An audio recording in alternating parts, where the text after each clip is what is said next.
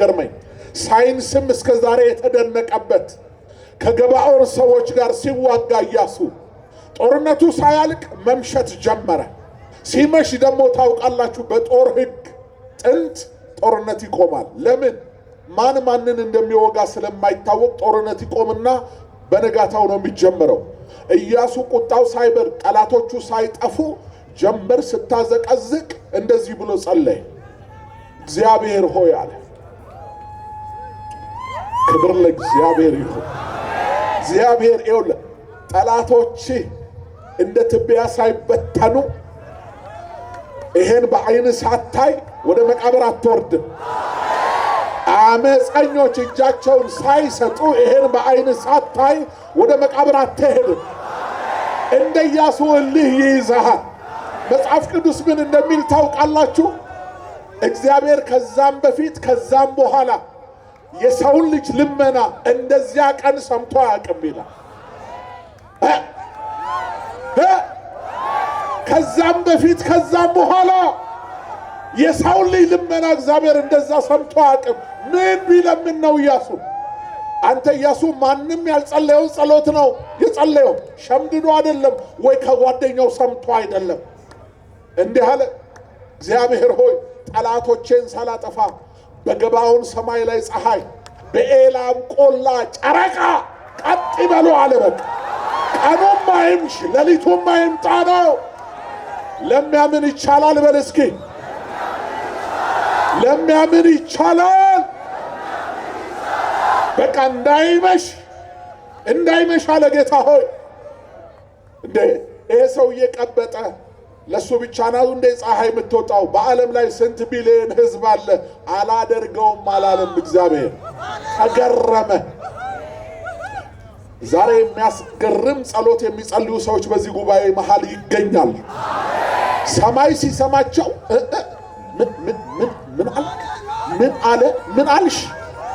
ምን አልሽ? በእግዚአብሔር ታምነህ ምን አልሽ? ሰማይ የሚያስደንቅ ጸሎት ካንተ ይወጣል። ሰማይ የሚያስደንቅ ጸሎት። ዋው! እኮ የሚያሳየው የእግዚአብሔር ችሎታ ነው። ፀሐይ እንዳትጠልቅ አለ፣ ጨረቃም እንዳትወጣ አለ። አደርገዋለሁ አለ እግዚአብሔር። ይቻላል አለ እግዚአብሔር። ስለዚህ በዛን ቀን ፀሐይ ከመጥለቅ ጨረቃም ከመውጣት ዘገየች ይላል። ሃሌሉያ! ጠላቶቹን እንደ በጋ ቅጠል ካረገፋቸው በኋላ አመሰግንሃለሁ። አሁን ፀሐይም ትጥለቅ ጨረቃም ትውጣ አለ። የፍጥረት ዓለም ሥርዓት የሚታዘዙልህ እግዚአብሔር በስስት የሚያይ አንተ የእግዚአብሔር ልጅ ነህ። ይህን አድርጓል ኢያሱ። በውጊያ አትሸነፍም። መሸበት ይላሉ። አይመሽም፣ አይጨልምም። በእግዚአብሔር ለሚታመኑ አይመሽም። በእግዚአብሔር ለሚታመኑ አይጨልምም። እኔ እንደዚህ እናገራለሁ። እስከ ዛሬ እስከዚህ ቀን ድረስ የትም ቦታ ይሁን በታመኑ በእግዚአብሔር ሰዎች የሰማችሁት ትንቢት ሥጋ የሚለብስበት ቀን ደርሷል።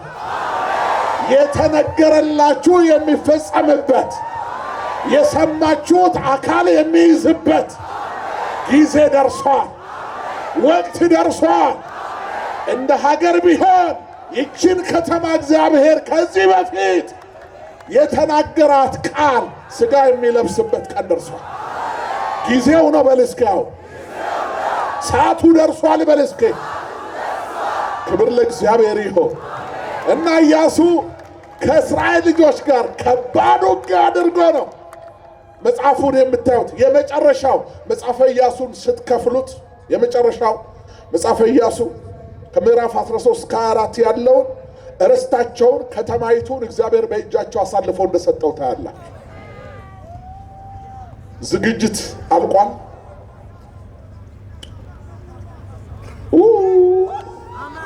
መንፈስ አለ እናንተ።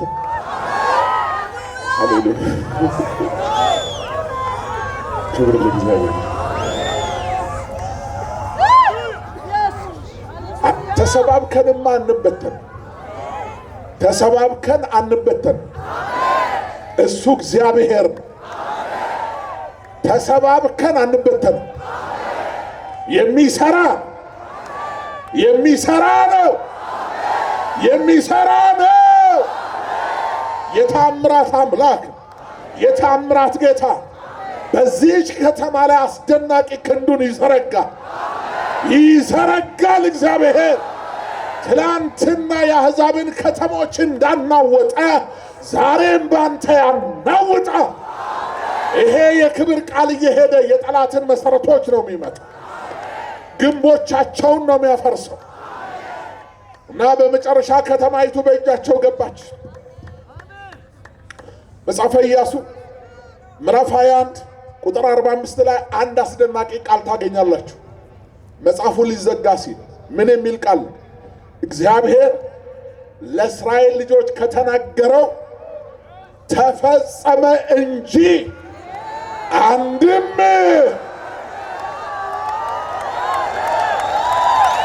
እንደሱ ነው የሚሆነው ያንተ ዘመን፣ እንደሱ ነው የሚሆነው ያንቺ ዘመን፣ እንደሱ ነው የሚሆነው የኛ ዘመን። ተስፋ እንዳትቆርጥ እባክህ፣ እንዳትደክም። ቀኑን አይተ ሁኔታውን አይተ አውሎ ንፋሱን አይተ እንዳትደክም። እግዚአብሔር እስከዚህ ቀን ድረስ የተናገረ ቆጥረ ትረከባል። ቃል አለኝ ትላል፣ ሰምቻለሁ ትላል። ስለዚህ እዚህ ያለው ሕዝብ ምን የሚጠብቅ ይመስላችኋል? አንዳንዶች ቃል ነው የሚጠብቀው፣ እግዚአብሔር የተናገረውን ለመቀበል፣ እግዚአብሔር የተናገረው ሲፈጸም በዓይኖቹ ለማየት። ለዛ ነው መጽሐፈ ኢያሱ ላይ እግዚአብሔር ለእስራኤል ልጆች ከተናገረው ተፈጸመ እንጂ አንድም። እንዲህ ብዬ ልባርካችሁ፣ በየትኛውም የሕይወት ስርዓታችሁ የጌታን ፊት የምትፈልጉ ሰዎች፣ እንዲህ ቢሆንልኝ ለምትሉት ሰዎች ይኸው በመጽሐፉ የተጻፈውን ቃል በእናንተ ላይ አውጃለሁ።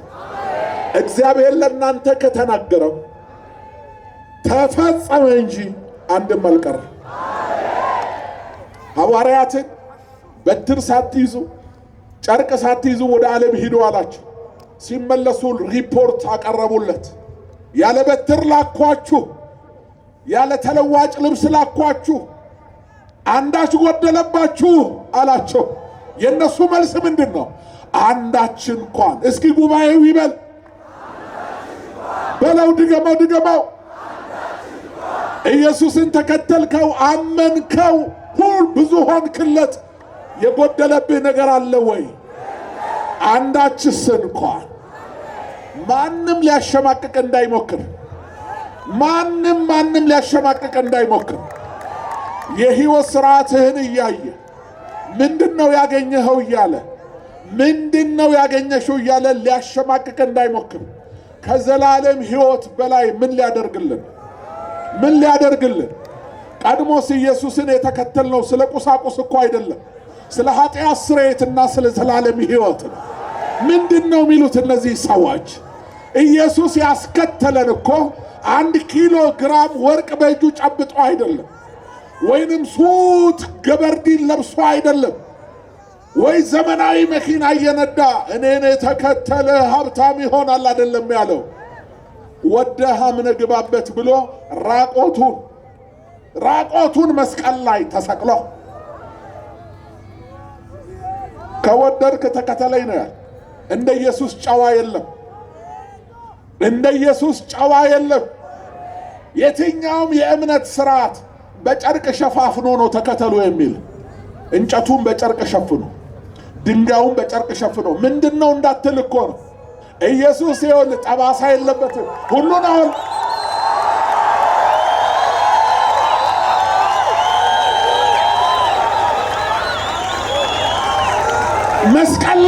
መስቀል ላይ ሆነ። የእግዚአብሔር ልጅ ተገለጠ። የዲያብሎስን ሥራ ፈርስ ዘንድ የእግዚአብሔር ልጅ ተገለጠ። ተሸፈነ አይደለም የሚለው ተገለጠ። ምንድነው በጨርቅ የምትሸፍነው? ምንድነው ወርቀ ዘቦ የምታለብሰው? ምንድነው ጃንጥላ እንዲህ የምታረገው? ምንድነው መጋረጃ እንዲህ ብታረገው? መጋረጃው ተተርትሯል፣ ተቀዷል፣ ጨርቁም ተገልጧል። የእግዚአብሔር ልጅ ተገለጠ።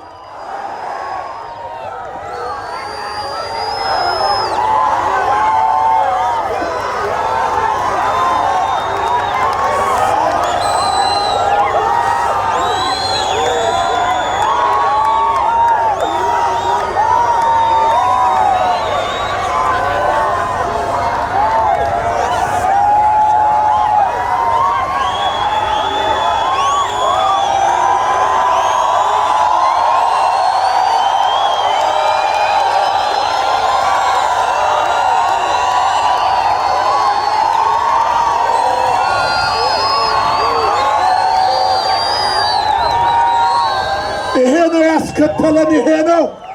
ይሄ ነው ያስከተለን። አታሎን አይደለም፣ አባብሎን አይደለም፣ ራሱን ገልጦልን ነው። ራሱን ገልጦልን የባሪያን መልክ ይዞ በምስሉም እንደዛ ተገኝቶ ራሱን አዋርዶ ኃጢአታችንን በእንጨት ላይ ተሸክሞ ሕመማችንን ወስዶ የሞት ጽዋችንን ተጎንጭቶ ነግሮን በእኔ የሚያምን መከራ አለበት፣ ፈተና አለበት፣ አይዟችሁ እኔ ዓለምን አሸንፌአለሁ ብሎ የተሸነፈ ዓለም ነው፣ የተዋረደ ዓለም ነው። እንዳትፈራ፣ እንዳትፈሪ። ችግሩ ለጊዜው፣ መከራው ለጊዜው ነው። የከበበ ነገር ለጊዜው ነው። ረግጠኸው ታልፋል። ረግጠሽው ታልፊያለሽ፣ ትሻገረዋለህ። ምክንያቱም የወጣኸው እሱን አይተ ነው። በቀራንዮ ላይ የተሰቀለውን አይተ ነው። ቁስል በቁስል የሆነው የሾህ አክሊል የደፋው ይኸውልህ የኔ ጌታ የሾህ አክሊል ነው። ለምን መሰለህ? ምድር ከአዳም የተነሳ እሾህ አሜኬላ ታብቅል ተብላ ተረግማ ነበር።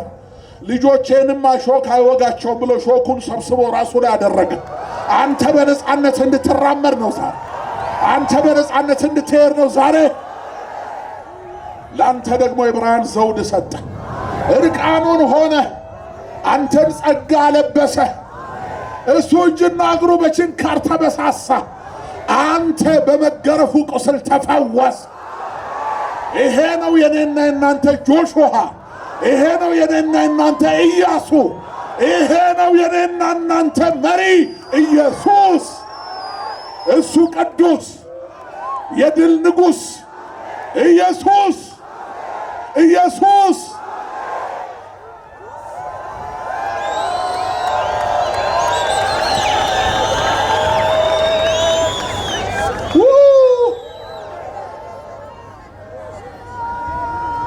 ኢያሱ ጥላ ነው፣ ጥላ ነው። እኔ የምፈልገው አካሉን ነው። አካሉ ከመጣ በኋላ ጥላው አይታሰብም። ያ ከግብፅ የወጣው ሕዝብ እስራኤል ዘስጋ፣ ስጋዊው እስራኤል ማለት የኔና ያንተ ምሳሌ ነው። እስራኤል ዘመንፈስ እኔና እናንተ። ያ ሕዝብ ከግብፅ ነው የወጣው። እኔና እናንተ ግን ከጨለማ ስልጣን ነው የወጣው። ያ ሕዝብ የተሻገረው ውሃ ነው። እኔና እናንተ የተሻገረው የእሳት ባህር ነው። የኔና የዛ ሕዝብ መሪ ኢያሱ። ኢያሱ ማለት የስሙ ትርጉም እግዚአብሔር አዳኝ ነው ማለት ነው። ኢየሱስ ማለት ግን ራሱ መድኃኒት ነው ማለት ነው። ራሱ ፈውስ ነው ማለት ነው። ኢየሱስ መድኃኒት ነው። መድኃኒት ነው ስል የበሽታ ብቻም አይደለም፣ የሞት መድኃኒት ነው። ንገሩ ለዓለም የሞት መድኃኒት ነው። የሞት መድኃኒት ነው። መዳን በሌላ በማንም የለም። እንድንበት ዘንድ ከሰማይ በታች የተሰጠ ሌላ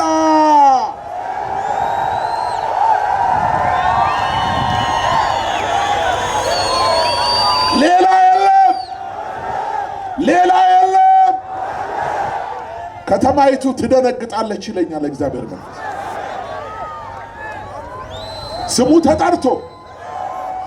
ስሙ ተጠርቶ በላይ በሰማይ በታች በምድር ከምድርም በታች ወጠረው አይተሃል። አብ በላይ በሰማይ በታች በምድር ከምድርም በታች።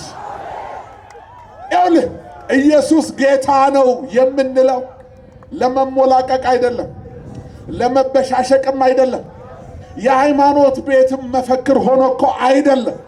ኢየሱስ ጌታ ነው የምንለው ለምን መሰለ? ለአብ ክብር ነው። መጽሐፉ ምንድነው የሚለው? ፊልጵስዩስ 2:8 ላይ ምላስ ሁሉ ለእግዚአብሔር አብ ክብር ምን ይላል? ምን ይላል?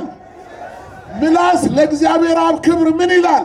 ኢየሱስ ጌታ ነው ይላል። ኢየሱስ ጌታ ነው ስትል አብ እየከበረ።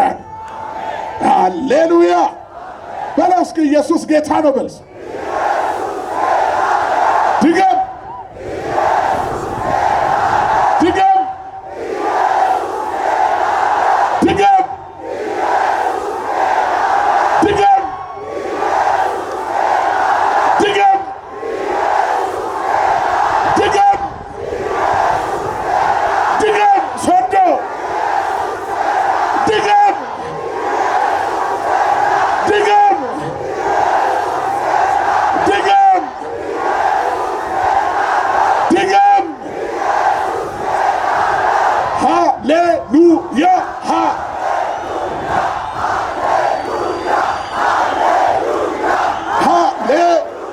በለው።